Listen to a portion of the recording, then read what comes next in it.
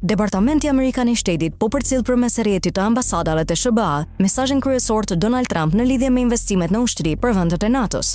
Në kuadër të kësaj fushate ndërgjegjësuese, sidomos për vendet e Bashkimit Evropian, thirrja që përsëritet është rritja e investimeve për sigurinë, ku Donald Trump pretendon se europianët kanë përfituar nga Shtetet e Bashkuara.